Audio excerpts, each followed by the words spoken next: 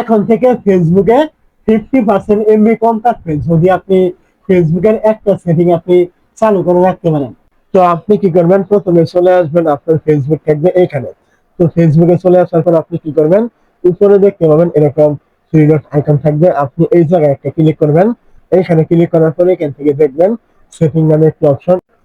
তো সেটিংসে ক্লিক করার পরে এখান থেকে আপনি একটু নিচের দিকে চলে আসবেন। নিচের দিকে চলে আসার পরে এখান থেকে আপনি পাবেন মিডিয়া নামে একটি অপশন, আপনি এখানে ক্লিক করবেন। এই জায়গায় ক্লিক করার পরে এখান থেকে দেখতে পাবেন নেভার অটো প্লে ভিডিও, এখানে আপনি ক্লিক করে সিলেক্ট করবেন। এখানে ক্লিক করে সিলেক্ট করার পর কি হবে, এখন থেকে আপনি যখন ফেসবুকে কোনো রকম ভিডিও দেখবেন বা এরকম ফেসবুকে আপনি স্ক্রল করবেন, ওই সময় কিন্তু আপনার এরকম ভিডিও চলে আসবে। এই ভিডিওগুলি কিন্তু আপনার অটোমেটিক প্লে হচ্ছে, এখন থেকে কিন্তু আর অটোমেটিক ভিডিওগুলি প্লে হবে না। যার কারণে কি হবে, আপনার এমবি কিন্তু অনেকটা কম কাটবে। আগে এরকম ভিডিও আপনি দেখেন বা না দেখেন, এরকম অটোমেটিক প্লে হওয়ার কারণে আপনার এমবি কিন্তু বেশি কাটবে। এখন থেকে কিন্তু আর সেটা হবে না, আপনি ক্লিক করে দেখলে আপনার এমবি কাটবে, আর না হলে কিন্তু আর এমবি কিন্তু কাটবে না। এতে কিন্তু আপনার এমবি আগে থেকে অনেকটাই কিন্তু কম কাটবে।